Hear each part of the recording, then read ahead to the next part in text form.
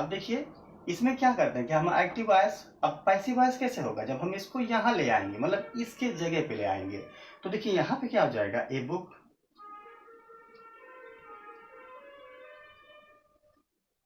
अच्छा a book हो गया। तो अब ए बुक जो है ये क्या बन गया, सब्जेक्ट बन गया। ये न्यू सब्जेक्ट है, क्या है, ये न्यू सब्जेक्ट है। क्यों, और इसको हम न्यू सब्जेक्ट बोलते हैं।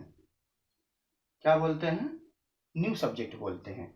इसको हम न्यू सब्जेक्ट बोलते हैं, नया कर्ता बोलते हैं। नया क्या बोलते हैं, कर्ता। हम लिख दे रहे हैं, हिंदी में भी लिख दे रहे हैं, नया कर्ता हो जाएगा ये, क्योंकि दोनों का समय जो स्थान है वो चेंज हो गया, ये नया कर्ता बन जाएगा, न्यू सब्जेक्ट बन जाएगा। अच्छा, वर्ब में भी परिवर्तन आ जाएंगे। अब वर्ब में क्या होता है, जैसे मान लेते हैं इसमें इंडेफिनिट है। अब इंडेफिनिट में केवल जो है वर्ब में एस या ईएस लगा हुआ है, जुड़ा हुआ है।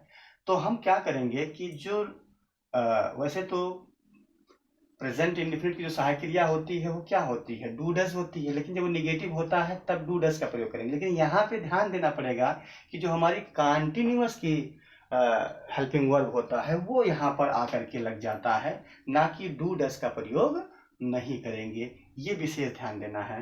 तो न्यू सब्जेक्ट जो होता है, जिसके बाद जो है, देखिए जैसे हम यहाँ बना भी रहे हैं, आप लोग देखते भी चलिए। तो रीड्स हो गया, इसकी मीन्स हो गया प्रेजेंट है, प्रेजेंट इंडेफिनिट का सेंटेंस है। तो जो प्रेजेंट इंडेफिनिट का है तो उसमें इज एम आर होगा। देखिए इंडेफिनिट तो है लेकिन उसमें हम इज एम आर का प्रयोग करते हैं। क्यों, क्योंकि वर्ब का एक ऐसा रूप आ जाता है जो कि पास्ट पार्टिसिपल होता है, और हम जानते हैं कि इज एम आर के बाद जो है वर्ब में आईएनजी लगता है। लेकिन यहाँ पे क्या आ जाएगा कि इज एम आर के बाद जो है वो पास्ट पार्टिसिपल आ जाएगा, मीन्स जो है क्रिया का थर्ड रूप आ जाएगा।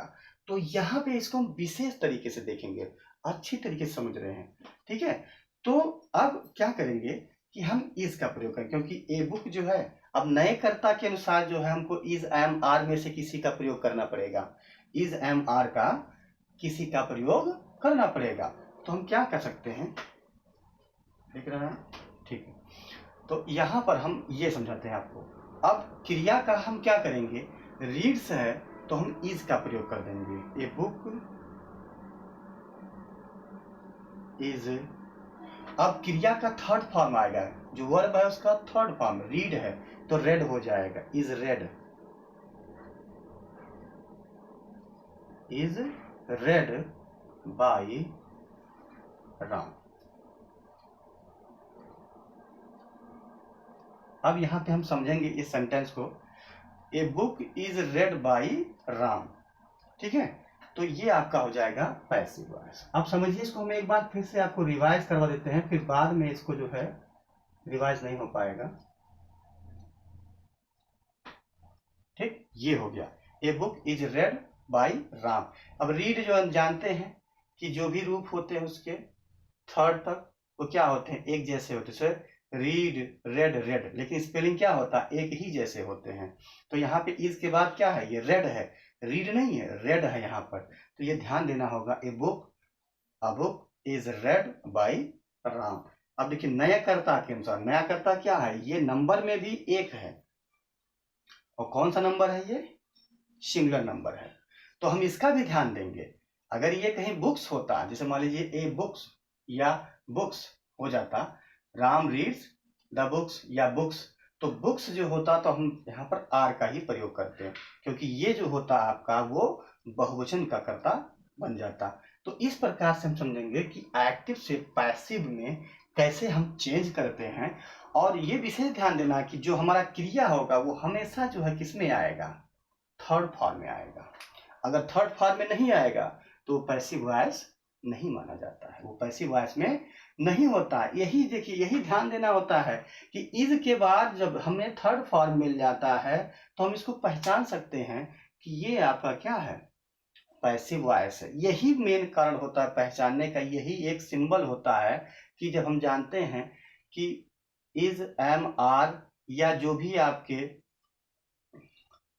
बी मीन्स केवल जो है हैड हैज हैव को छोड़ करके बाकी के साथ अगर थर्ड फॉर्म आते हैं तो हम समझ जाते हैं कि क्या हो गया, ये आपका पैसिव वॉइस ही है। ठीक, तो इस प्रकार से हम इसको समझते हैं और हम अब आगे आएंगे और जितना भी आपका एक्सरसाइज है उसको हम चेंज करते चलेंगे और हम आपको बताते चलेंगे कि कौन सा किसमें चेंज होगा। सो अभी वेट कीजिएगा थोड़ा सा, उसके बाद में हम आपको बता रहे हैं कि जो इसके होते हैं, जितने सेंटेंस हमने बताए हैं उसके जो है नियम क्या क्या होते हैं और कैसे होते हैं, किस जगह पे रहेंगे वो, इसको हम समझाएंगे।